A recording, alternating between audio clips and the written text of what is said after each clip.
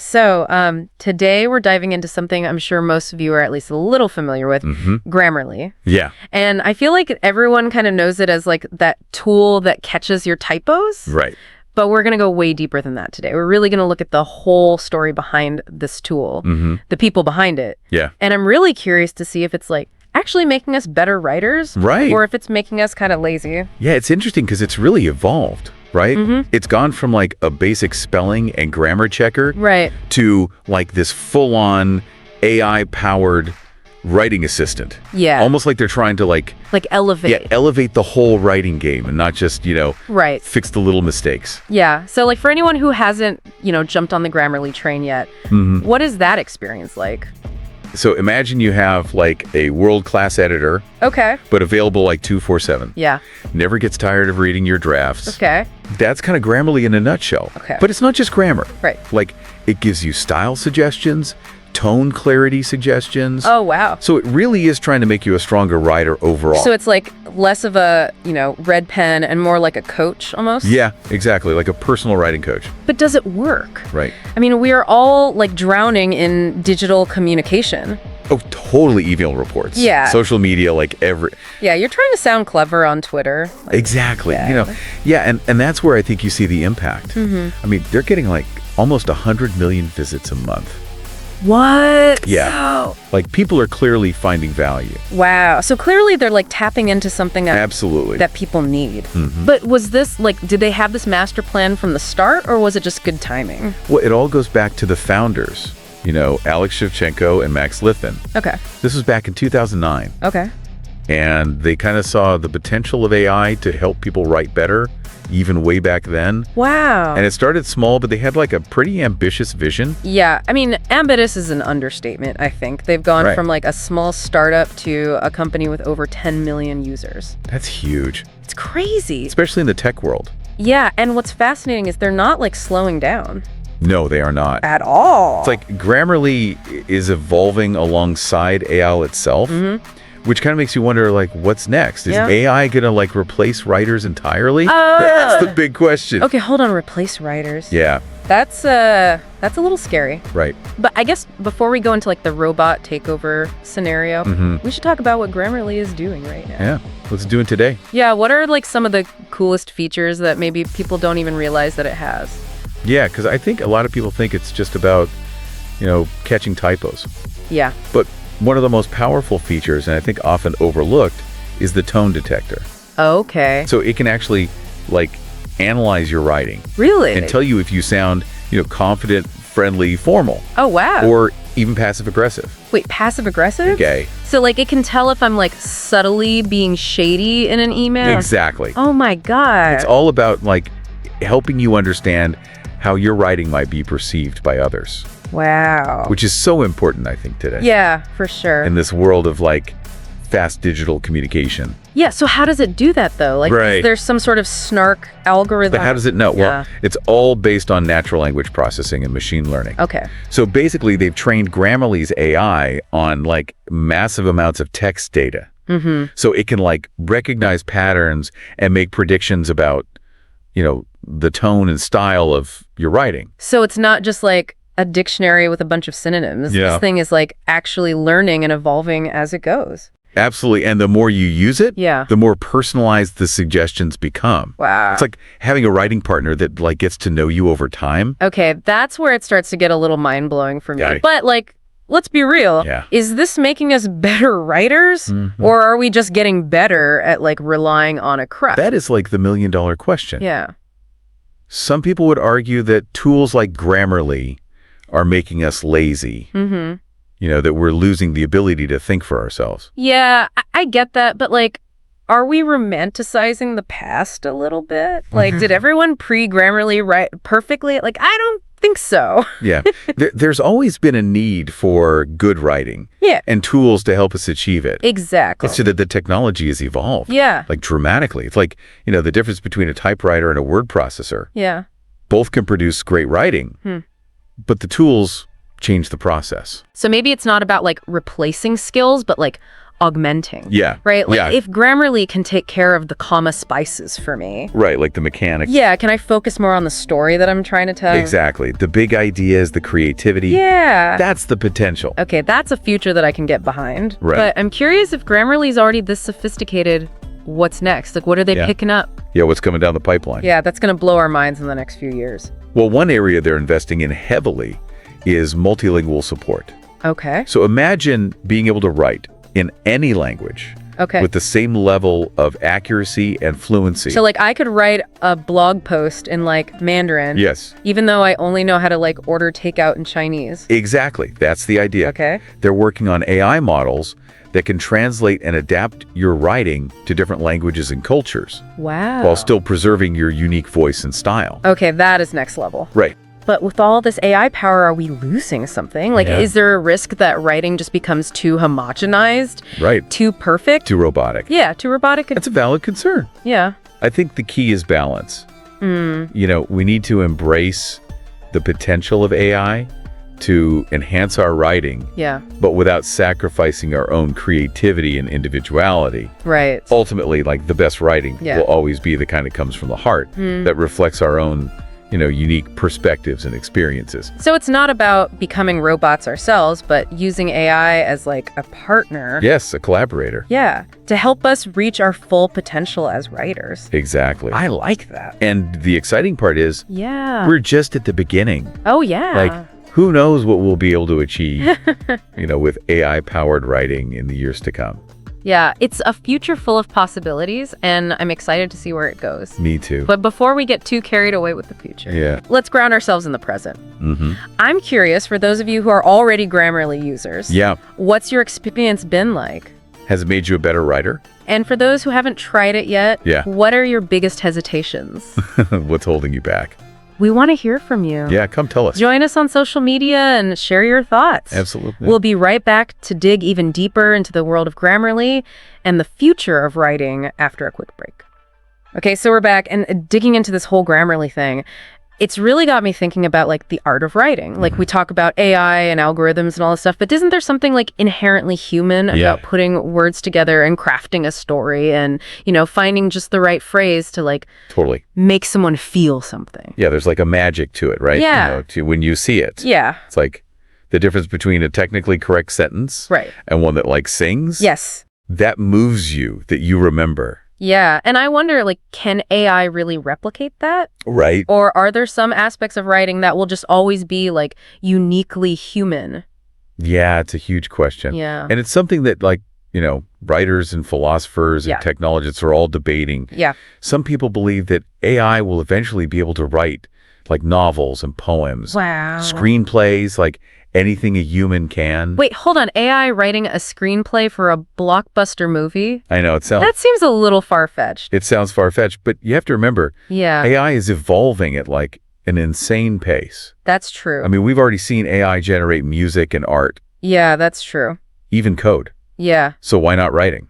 I guess you're right. But even if AI can like technically produce those things, will Right. they have like soul? Right? Will it have that heart? Yeah, will they be able to capture like the nuances of human emotion and the, complexities of relationships, Yeah. the beauty of like a well-turned metaphor? Those are the big unknowns. And Yeah. I think that's what makes this whole conversation so interesting. Mm-hmm. It's like we're at this crossroads Yeah. where technology is pushing the boundaries of what's possible. Yeah. And it's forcing us to ask some pretty fundamental questions about Right. what it means to be human. Yeah. What does it mean to be creative? It's almost philosophical. It is. Like if a machine can write a poem that makes me cry, Right. does not make the machine an artist? And Yeah. does it like diminish my own experience as a reader? It's a really interesting question, and I think it's one that we're all going to have to grapple with Yeah. as AI becomes more and more integrated into our lives. Yeah, for sure. Not just in writing, but in all forms of creative expression. Yeah. Okay, so maybe we're not ready to like hand over the keys to the kingdom just yet. Right. But I'm still curious, even if AI can't like replicate the full spectrum of human creativity, can it at least help us become better writers? Absolutely. I think that's where tools like Grammarly come in. Okay. Think of it like a training partner, a coach that can help you hone your skills, Right. identify your weaknesses, Okay. push you to become a stronger writer. So it's less about replacing our skills and more about like amplifying them. Exactly. Like if Grammarly can catch my comma spices and suggest like stronger verbs, does that free me up to focus on like Yes. the bigger picture, the story I'm trying to tell, the emotions I want to evoke? Exactly. You got it. Okay. It's about leveraging the technology to unlock our potential as writers. And Yeah. I think the really cool thing is, Yeah. as AI gets more and more advanced, these tools are only going to get better, Yeah. more sophisticated, Right. more personalized, more attuned to our needs as writers. So it's like having a custom tailored writing coach that fits in your pocket. Exactly. Sign me up. But let's be real. Not everyone is like a novelist or a poet. Right. Like for the average person, the person who just wants to write like a clear email or a decent social media post. Right. How does Grammarly actually make a difference in their lives? I think for a lot of people, it's about confidence. Okay. You know, writing can be a source of anxiety for a lot of people. Oh, yeah. They're worried about making mistakes, sounding unprofessional, For sure. not being able to express themselves clearly. Oh my gosh, tell me about it. I used to spend hours agonizing over emails, like Right. double checking every sentence, second guessing every word choice. Yeah, It was exhausting. totally. And that's where Grammarly can be like a game changer. Okay. You know, it takes away that fear, that self-doubt. It gives you the reassurance that you're communicating effectively, Okay. that your message is being understood, Right. that you're putting your best foot forward. It's like having a safety net, like Yes. knowing that someone's got your back, even if that someone is like a really smart algorithm. Exactly. But speaking of algorithms, let's go back to that for a minute. Okay. How does Grammarly actually work? Right? Like what kind of AI wizardry are they using to make all this magic happen? So at its core, Grammarly is powered by a combination of natural language processing, or NLP, Okay. and machine learning. So NLP allows the software to understand the structure and meaning of language, Okay. while machine learning enables it to learn from data and improve its suggestions over time. So it's not just a glorified spell checker. Yeah. This thing is actually like analyzing my writing on a deeper level. Yes. Understanding the context, the nuances, the intent behind my words. Exactly. And that's what sets it apart from like traditional grammar checkers. Okay. You know, it's not just looking for errors. It's trying to understand your message as a whole and help you communicate it more effectively. That's really impressive, but I have to ask, like, with all this data they're collecting, all this analysis they're doing, Yeah, are there any privacy concerns we should be aware of? that's a valid question. And, you know, Grammarly has been very transparent about its data privacy policies. Okay. They take user privacy seriously. Okay, They good. use encryption to protect your data, and they don't sell your personal information to third parties. Okay, good to know, because let's be real, we are sharing a lot of ourselves when we write. Oh, absolutely. Whether it's a personal email or a work report, Right. or even just a random thought on social media. Yeah, it's all out there. Yeah. And that's why it's important to use tools that, you know, respect your privacy and handle your data responsibly. Yeah, well said.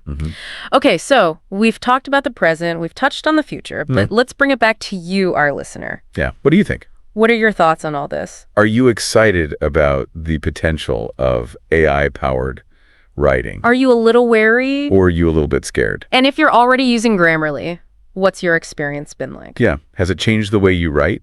We want to hear your stories, Yeah. your insights, your hopes and fears about the future of writing in the age of AI. Come tell us. Share your thoughts with us on social media, and we'll be right back to continue the conversation.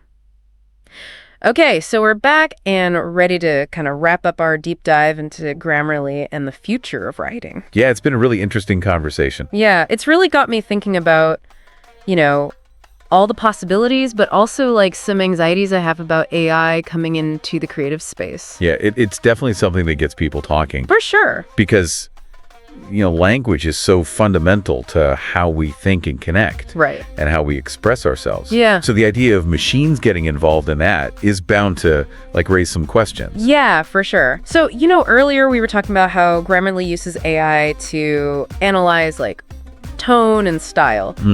But could we push that even further? Okay. Could AI ever understand like the emotional nuances of writing? Right. Like humor or sarcasm? Yeah. Or even just like Or even the subtle ways we convey empathy. yeah, like that's the holy grail, is it? It is. It's like to have an AI that the ultimate challenge. yeah, that can understand not just the literal meaning of the words, but like Right. the emotional subtext, like the unspoken messages. Yeah, like can an AI tell if a joke is actually funny? Right, right. Or if a love letter is genuine? Yeah, that seems almost impossible to program. It's really hard. Yeah, Because human emotions are so complex. yeah, And often contradictory. right.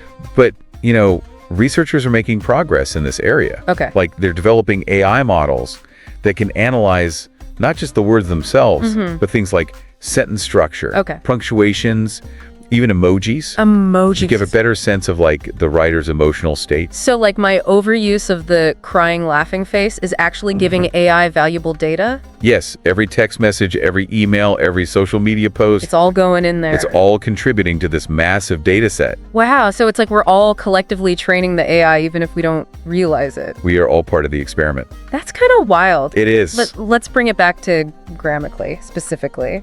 That's So it. if they're already analyzing tone and style, are they working on features that tap into like these deeper emotional layers?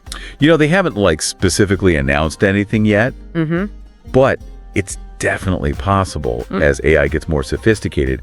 I think we could see features that help writers craft more emotional resonant content. Okay. Whether it's like a persuasive speech or a heartfelt apology, Right. or even just a really effective marketing campaign. Okay, now that's where it gets really interesting. Right. Imagine like a world where AI can help us become not just grammatically correct writers, but also more emotionally intelligent communicators. Yeah, that could be huge. That could be revolutionary. It could change the way we interact with each other, Yeah, both online and offline. totally. Imagine being able to communicate your feelings more clearly, understand the emotions of others more accurately. Yeah, I mean, that could lead to more empathy, right. more compassion, Yeah, and ultimately stronger relationships. yeah. That's a beautiful thought. It is. But I also wonder, with all this talk about AI enhancing our communication, Yeah, is there a risk that we become too reliant on it? right. Are we going to forget how to express ourselves Yeah. authentically without the algorithm? Yeah, are we going to lose that ability? It's a good question. And I think it's important to remember that AI is a tool. Right. And like any tool, it can be used for good or for bad. So it's up to us as humans to use it responsibly. Right. We can't like outsource our emotional intelligence to machines. Exactly. We still need to be in charge. Yeah. But maybe it's not about replacing our own abilities, Right. but finding a balance. A partnership. Yeah. Like maybe AI can help us become more aware of our own emotional patterns. Right. How we communicate the impact our words have on others. Yeah. I like that it's not about handing over the reins, but like using AI as a partner, a guide. A guide. To help us become better versions of ourselves, both as writers and as humans. I love that. That's what makes this whole conversation so exciting. Which does. We're at the very beginning of exploring the potential of AI, and who knows what incredible things we'll discover along the way. Like we're standing on the edge of a new frontier. Yeah, and it's up to us to navigate it thoughtfully. Absolutely. Curiosity and caution. Curiosity and caution. I love that. So as we wrap up our deep dive into Grammarly and the future of writing, we want to leave you with this thought. AI is not a threat. It's an opportunity. It It's is. a chance for us to rethink how we communicate, how we connect, how we express ourselves in the digital age. And whether you're a seasoned writer or just someone who sends the occasional text message, Yeah, remember, the power of language is in your hands. it is. Use it wisely, use it creatively, and use it to make the world a better place. That's a great note to end on. Yeah. Thanks for joining us on this incredible journey, and we'll be back next time with another deep dive into a fascinating topic at the intersection of technology and the human experience. See you then. Until then, keep writing, keep exploring, and keep those words flowing.